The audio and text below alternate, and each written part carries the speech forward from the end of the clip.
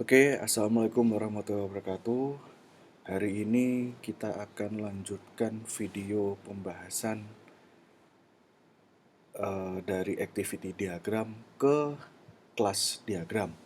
Tapi sebelum masuk ke kelas diagram, sebenarnya kita harus lebih mudahnya memahami apa itu yang namanya domain model. Kemarin sebenarnya saya sudah merekomendasikan untuk membaca bagian domain model di buku Use Case Driven Object Modeling with UML. Tapi untuk jaga-jaga, mungkin ada yang tidak paham atau gimana, kita akan mulai sedikit-sedikit untuk membuat kelas diagram. Karena sebenarnya kelas diagram ini harus ada di mata kuliah pemrograman berbasis objek. Kita akan mulai sedikit-sedikit dimulai dengan domain model. Jadi domain model ini gampangnya adalah simplified diagram untuk si kelas diagram. Nantinya seiring dengan berjalannya waktu ketika update use case, kemudian kita update lagi activity diagram dan lain sebagainya, itu nanti si domain model ini bisa diupdate dan kemudian nanti akan bisa muncul kelas diagram. Setelah domain model sebenarnya harusnya kita akan membuat robustness diagram, mungkin akan kita bahas juga di lain kesempatan, yang mana di robustness diagram di video kemarin di activity diagram sudah saya singgung sedikit kalau di robustness itu bisa menggambarkan yang mana tampilan, yang mana model atau singgungan dengan database, dan yang mana yang controller atau yang mengkontrol sebuah fungsi. Nah, oke, tapi itu nanti sekarang kita fokus dulu ke domain model. Domain model ini sebenarnya ada tips yang dari buku ini berikan. Ada 10 tips di sini. Yang pertama adalah kita akan fokus pada real world object. Jadi objek apa sih yang akan bersinggungan dengan sistem kita? Itu kita fokus dulu ke situ. Kemudian kita akan menggunakan dua tipe asosiasi, yaitu yang pertama generalization, yang mana nanti ini sifatnya adalah is a, dia adalah, objek ini adalah. Nah, itu nanti namanya generalization. Kemudian kita juga punya aggregation atau has a, jadi objek ini punya apa, itu aggregation. Kemudian tips yang lain ini seharusnya dilakukan di awal memang. Untuk membuat domain ini kita limit, nggak perlu lama-lama kita bikin domain ini, couple of hours aja, nggak masalah. Kemudian organize your class around key abstraction in the problem domain. Jadi cukup kita cari objek-objek classes sesuai dengan problem yang akan kita selesaikan.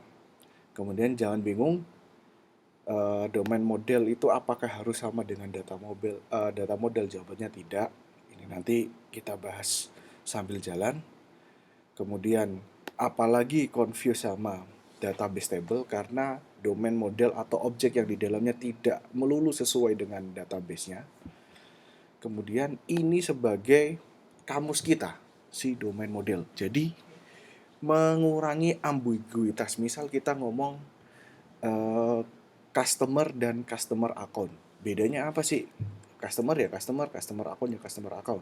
Nanti kan antara orang bisa menafsirkan berbeda. Padahal yang dimaksud di sistem kita customer dan customer account adalah sesuatu yang sama. Misal seperti itu. Oke, ini efek dari nomor 4 as a glossary adalah menghindari ambiguitas tadi. Contoh lain, user account dan customer account. Apakah sama? Nah, kita nggak tahu, tergantung kesepakatan tim kita kayak gimana. Ternyata kesepakatan tim kita user account dan customer account adalah satu hal yang sama, objek yang sama, domain yang sama. Yang berbeda adalah ketika muncul administration account, itu baru berbeda. Jadi user account dan customer account misal adalah sesuatu hal yang sama, sehingga dia bisa dikatakan sebagai objek yang sama atau domain yang sama. Tapi kalau sudah ngomong administration account, itu adalah objek yang berbeda. Sehingga user account dan customer account bisa disimplifikasikan kita simpelkan menjadi misal kita sepakat pakai customer account aja. Oke, customer account dan sistem kita punya yang namanya administrative account. Kemudian ini nomor 2, don't expect your final class diagram precisely match your domain model, but there should be some reassemble balance between them. Jadi jangan expect ketika kita membuat domain model, endingnya di kelas diagram akan sama dengan modelnya. Jangan expect seperti itu, tapi di antara keduanya harus ada yang sama. Beberapa hal pasti sama. Kemudian, don't put screen and other GUI specific classes on your domain model. Karena GUI ini nanti kasusnya sama tampilan aja, bukan pada si objeknya. Oke, kita langsung saja ke yang bawah. Ini tolong dibaca. Untuk membuat domain model sebenarnya cara yang paling mudah adalah kita menggunakan high level requirement. Ini high level requirement, saya zoom. Oke.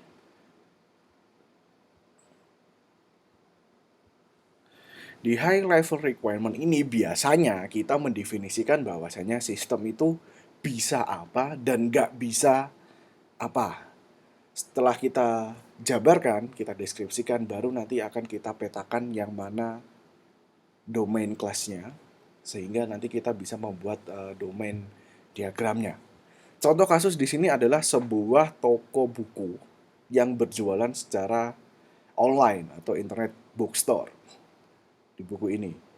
Yang pertama dia menjabarkan the bookstore will be web-based initially, but it must have sufficiently flexible architecture that alternative front end might be developed. Swing applet, web service, dan lain sebagainya. Dari sini akan dipetakan yang mana sih objeknya dari kata-kata ini. Oh, ternyata ada objek yang namanya bookstore. Ini pasti noun. Biasanya noun. Bookstore. Oke, kita dapat satu keyword untuk calon si domain kelas kita. Namanya bookstore. Kemudian didetailkan lagi, bookstore must have able, harus bisa menjual buku with order, dengan order accepted over di internet. Oke. Kriteria yang kedua adalah si toko bukunya, si toko bukunya harus bisa menjual buku, jelas ya namanya toko buku ya, dan bisa menerima order dari internet. Oke, kita kumpulin dulu. Kita punya calon-calonnya nih, kita kasih merah, order.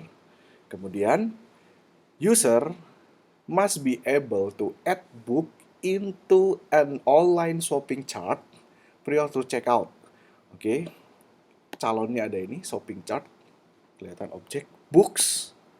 Tidak perlu kita merahkan lagi karena sudah diwakili sama di deskripsi sebelumnya. Kemudian bisa checkout, ini verb. Jadi yang noun sama verb kita coba petakan. Similarly, the user must able to remove, bisa add, pasti bisa remove item to shopping cart. Oke, the user must be able to maintain wishlist. Biasanya kalau di toko online ada wishlist ya, yang mana bukunya kita tag dulu nih, barangnya kita tag dulu. Tapi kita belum mau beli, kita tag dulu, mungkin nggak ada uang, ada lah sebagainya, kita tag dulu bukunya, kita masukkan ke wishlist. Oke, biasanya ada. Oke. The user must be able to cancel order before they ship. Oke. Di sini dianalisa tidak ada objek yang mampu menjadi domain classes. Lanjutnya, user must be able to pay by credit card object atau purchase order PO. Oke. Lanjutnya, it must be possible for user to return a book. Yang ini behavior, yang ini behavior, bukan sebuah objek. Jadi kita akan susah untuk jadikan kelas diagramnya atau domainnya untuk saat ini, karena ini adalah sebuah behavior. Kemudian bookstore must be embeddable into associate partner website using mini catalogs, which are derived for an overall master catalog stored in a central database. Oke, sudah ada calon macam-macam ini, sehingga langkah selanjutnya adalah kita filter. Di sini kita dapat kata-katanya, keyword yang kita pakai yang dimerahkan tadi. Associate partner, author, book catalog, details, keyword, shopping chart, title, user account, wishlist. Oke. Di sini ada sesuatu yang mungkin hampir sama. Kita kasih kuning, misal. Oke. Oke, mengurangi ambiguitas. Nah, ini nanti harus kita bahas. Customer account, user account, apakah sesuatu hal yang sama? Nah, ini akan kita petakan lagi di step selanjutnya. Di step selanjutnya, kita petakan lagi. Kita analisis lagi. Kita sudah punya keyword di atas ini. Misal, tadi dari kasus buku, kita petakan lagi. Contoh di sini kuning ini ada yang sama. Secara harafiah mungkin sama ya, hampir sama. Kemudian ini juga hampir sama. List of account saya kasih warna merah. Master account. Oke. Kata-kata yang hampir sama. Master book catalog biru. Sama master catalog. Nah, untuk mengurangi ambiguitas akan kita analisis kembali. Oke. Cek. Di buku ini dilakukan analisis. Yang pertama, oke. You think that the term customer and customer account are duplicated. But in the fact they represent subtly different things. Okay. Customer account is entity stored in the database, whereas customer is an actor. Oke. Karena customer dan customer account adalah sesuatu hal yang berbeda menurut analisa kita, maka biarkan. Oke. Kemudian customer dan seller adalah aktor. Di sini ada customer, ada seller. Oke. Dua ini, saya kasih kuning juga.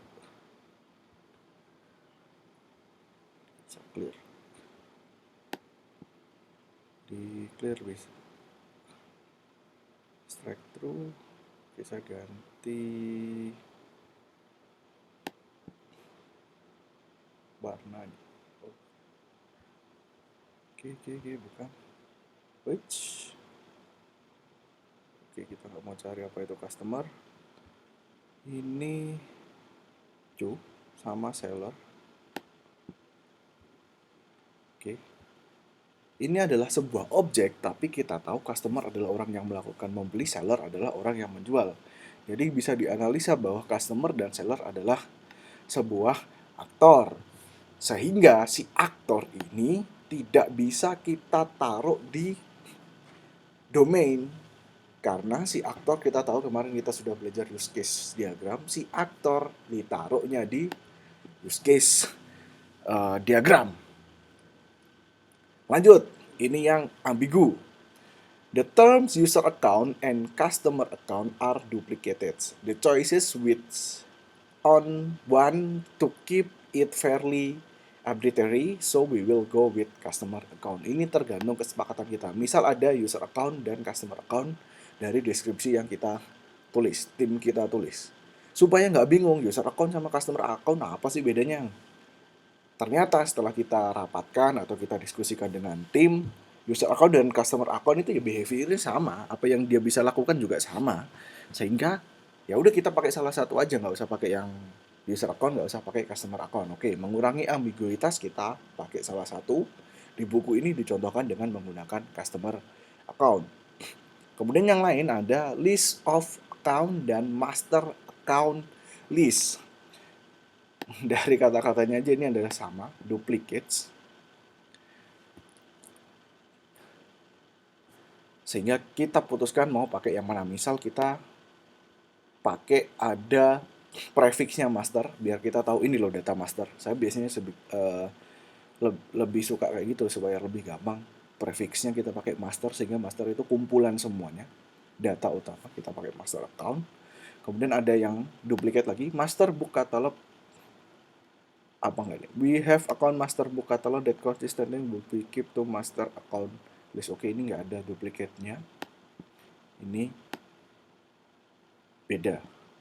Yang ini buku, yang ini isinya usernya. Oke, kemudian ada kata-kata book review dan review comment. Nah, ini maksudnya apa nih? Review comment.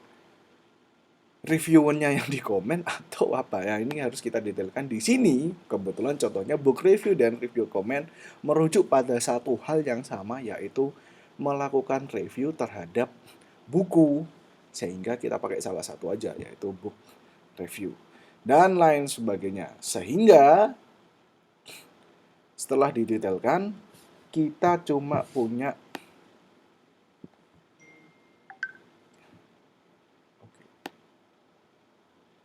Oke, padahal kita cuma punya,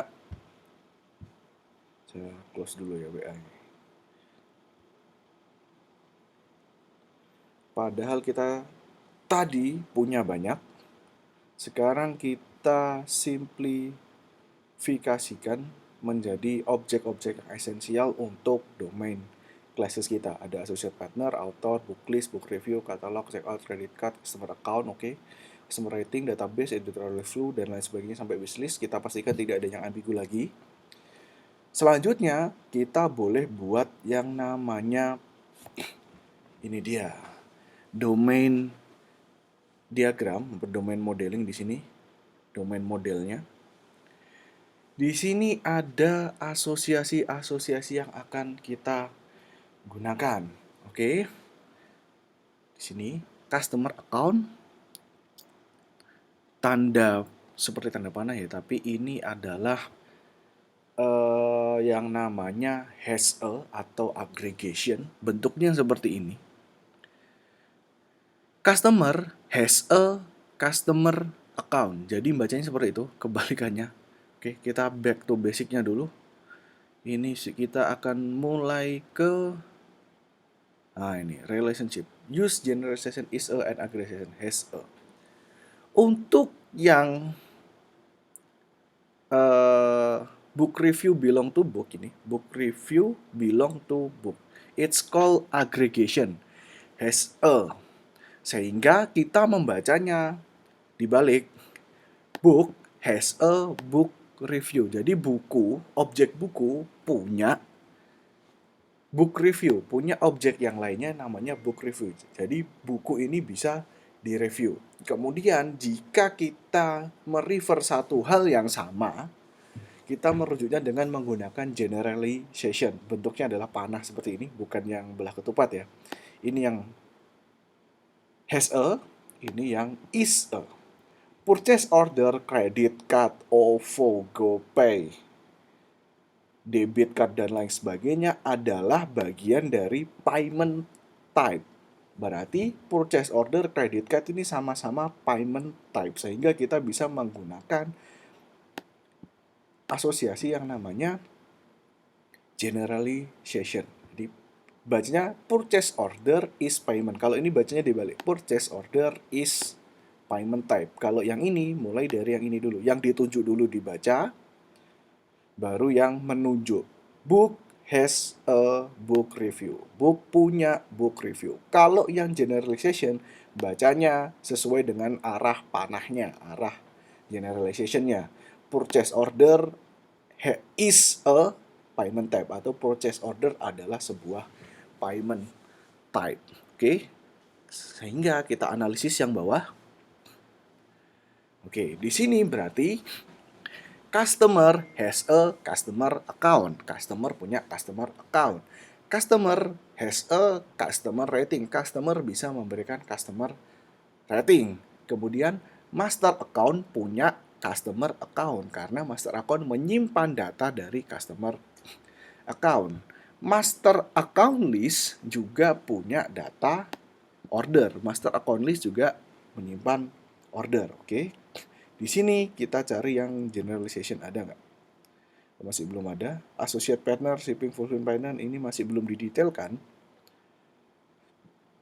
Kemudian di sini buku, dia punya apa aja? Buku punya mini katalog, dia punya review, editorial review, kategori, author, booklist, result, dan lain sebagainya. Dengan menggunakan asosiasi, sifatnya adalah aggregation atau is a. Di dalam buku ini didetailkan sampai detail sekali. Ada simbol yang biasa kita pakai kemarin di activity diagram dan lain sebagainya. Silahkan dieksplor sendiri. Kemudian pertanyaan selanjutnya adalah gimana cara membuatnya. Karena kelas kita kemarin sepakat kita pakai Star UML, maka di sini kita punya kelas diagram yang bisa kita gunakan untuk membuat domain. Secara eksplisit domain diagram tidak ada di Star UML, sehingga kita bisa gunakan kelas diagram untuk membuat domain model. Dengan catatan, kelas diagram yang kita buat sebagai domain model ini tanpa memerlukan atribut dan function. Di sini kita tidak perlu add atribut, operation, dan lain sebagainya. Seperti yang sudah dijelaskan di materi kelas diagram, ada di LMS, silahkan itu dibaca untuk detail kelas diagramnya. Kita tidak perlu menggunakan atribut atau operasi yang lain yang mana nanti akan disimpan di dua kotak kecil ini. Oke, untuk domain kita cukup pakai ini atau mungkin malah boleh pakai diagram biasa dengan catatan dia ada fungsi untuk menambahkan aggregation atau generalization. Di sini ada macam-macam karena ini asosiasi yang digunakan di kelas diagram. Oke, sebagai contoh, karena tadi aktor tidak perlu ya, kita buat aja buku. Tadi buku has a book review. Kita tambahkan book, sorry kita ganti book review. Karena book punya book review, maka hubungannya adalah aggregation. Aggregation berarti ditunjuk ke sana. Oke. Book has a book review. Oke. Yang lainnya adalah book has book rating. Oke.